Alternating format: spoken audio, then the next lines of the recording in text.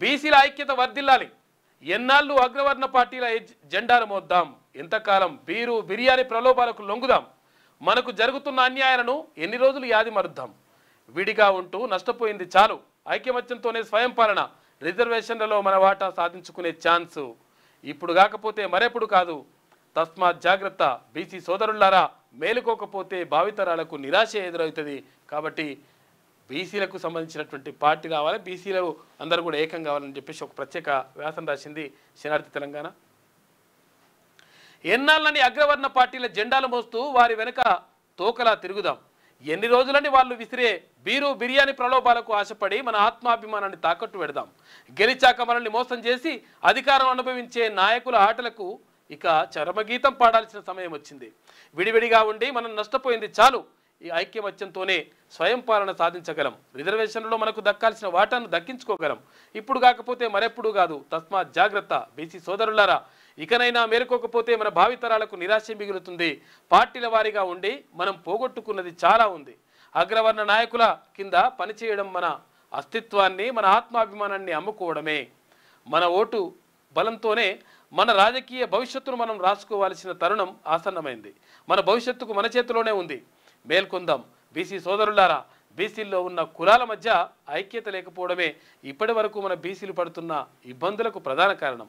ఒక పార్టీలో ఒక కులం, మరో పార్టీలో ఇంకో కులం, మొత్తం మీద వాళ్ళే ఆధిపత్యాన్ని చెలాయిస్తూ ఉన్నారు. కాబట్టి అందరూ ఏకం కావాలని చెప్పేసి ఒక ప్రత్యేక వ్యాసం కనిపిస్తూ ఉంది. ఇలా విడిపోయి అగ్రవర్ణాల చేతిలో పావులుగా మారాం. ఈ చీలికల వల్ల మన హక్కుల గురించి మాట్లాడే నాయకుడే లేని పరిస్థితి ఏర్పడింది. మనలో ఉన్న నాయకులకు సైతం అగ్రవర్ణ పార్టీల బానిసత్వంలో ఉంటే తప్ప పదవులు దక్కని దుస్థితి.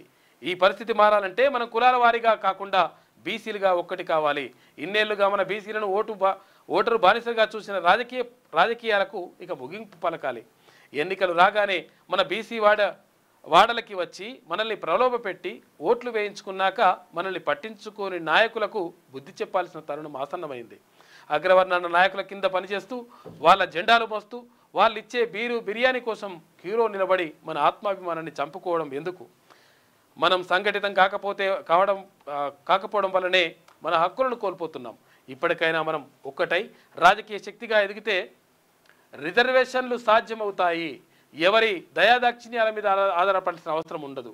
బీసీలందరూ ఆత్మాభిమానాన్ని నిలబెట్టుకోవాల్సిన సమయం ఇది. బీసీ రిజర్వేషన్లు సాధించుకోవడానికి, మన వాటాను మనమే దక్కించుకోవడానికి ఐక్యతే మార్గం. రాష్ట్రంలో బీసీల జనాభా చాలా ఎక్కువ.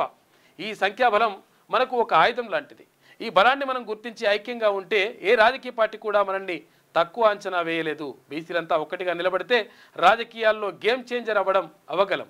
రాజకీయ పార్టీలు మనల్ని చీల్చి పాలించే కుట్రలు ఇక సాగనివ్వకుండా చేయగలం. మన భావితరాలకు మనం ఏం ఇవ్వగలం? అగ్రవర్ణాల బానిసత్వమా, నిరాశ నిస్పృహల జీవితమా? మనం ఇప్పుడు ఐక్యమై పోరాడితే మన పిల్లలకు మంచి భవిష్యత్తును ఇవ్వగలం. వాళ్లకు రిజర్వేషన్లు, విద్యా, ఉద్యోగాల్లో మంచి అవకాశాలు దొరుకుతాయి. మనం పోరాటం కేవలం మన కోసం కాదు, మన తర్వాత తరాల కోసం అనేది ప్రతి ఒక్కరి బీసీ గుర్తించాలి. బీసీ సోదరులందరూ ఏకమై రాజకీయ చైతన్యాన్ని పెంచుకొని మన హక్కులను సాధించుకునే దిశగా అడుగులు వేయాల్సిన తరుణం ఆసన్నమైంది. ఇన్నాళ్ళుగా మనం అగ్రవర్ణాల నాయకుల కింద పనిచేస్తూ వాళ్లకు అండగా ఉంటూ వచ్చాం. కానీ ఇప్పుడు మనమే నేరుగా నాయకత్వ బాధ్యతలు తీసుకోవాల్సిన అవసరం ఉంది. మనలో అనేక మంది ప్రతిభావంతులు, చదువుకున్నవారు, ప్రజలకు సేవ చేయాలనే తపన ఉన్నవారు ఉన్నారు. అలాంటి వారిని గుర్తించి ప్రోత్సహించి మనమే వారిని గెలిపించుకోవాలి. మన సమస్యలకు మనకు బాగా తెలుసు. అయితే మనకు న్యాయం చేయగలిగేది మనలోంచి వచ్చిన వారి నాయకులే. అయితే బయటి పార్టీలు మనల్ని తమ స్వార్థ ప్రయోజనాల కోసం వాడుకోవడం మానేసి మన వాళ్లకు అధికారం ఇచ్చే రోజు రావాలి. ఈ పోరాటం కేవలం ఓట్లు, సీట్ల కోసం కాదు.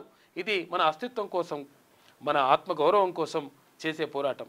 బీసీలంతా రాజకీయాలకు అతీతంగా, కులాలకు అతీతంగా ఒక్కటిగా నిలబడితే మనం నిజమైన శక్తిగా మారగలం. మన సమస్యలను ప్రభుత్వం దృష్టికి తీసుకెళ్లాలన్నా, మన హక్కులను సాధించుకోవాలన్నా ఐక్యత చాలా ముఖ్యం. ఇప్పుడు దేశవ్యాప్తంగా బీసీ కులాల ఐక్యత కోసం జరుగుతున్న ఉద్యమాలు మనకు స్ఫూర్తినిస్తున్నాయి. మనం కూడా ఆ స్ఫూర్తితో ముందుకు సాగి మన లక్ష్యాలను చేరుకుందామని చెప్పేసి ఒక ప్రత్యేక వ్యాసం రాసినారు శనార్థి తెలంగాణ దినపత్రికలో. బీసీల ఐక్యత వర్ధిల్లాలని చెప్పేసి. కాబట్టి ఇప్పుడు ఏ పార్టీలో చూసినా కానీ, ఇక్కడ బీఆర్ఎస్ కానీ, ఇక్కడ బీజేపీ కానీ, ఇటు తర్వాత ఇక్కడ ఏది కాంగ్రెస్ కానీ, కాంగ్రెస్లో అంటే రాష్ట్ర అధ్యక్షుడు బీసీ అయినప్పటికీ మరి ఎవరి చేతుల్లో ఉన్నాయి నిర్ణయాలు తీసుకునేటువంటి అధికారం అంటే పరిస్థితి లేదు. తర్వాత ఇక్కడ భారతీయ జనతా పార్టీలో అక్కడ మొత్తం కూడా అంటే పరిస్థితి అంతా కూడా అక్కడ కూడా అట్లనే ఉంది. మొన్న ఇప్పుడు నామినేట్ పోస్టులు ఇస్తే కూడా అంతే కదా, 22 పోస్టులు ఇస్తే 11 పోస్టులు ఓసీలకే ఇచ్చిందంటే భారతీయ జనతా పార్టీలో అక్కడెక్కడ ఎంత న్యాయం ఉందో చూసుకోవచ్చు. తర్వాత ఇక్కడ బీఆర్ఎస్కి సంబంధించి చూసుకుంటే అది కూడా కుటుంబానికి సంబంధించినటువంటి పార్టీ. ఏది ఉంటే కేసీఆర్, లేకపోతే కేటీఆర్, లేకపోతే హరీష్ రావు, లేకపోతే కుటుంబానికి సంబంధించినటువంటి విషయం.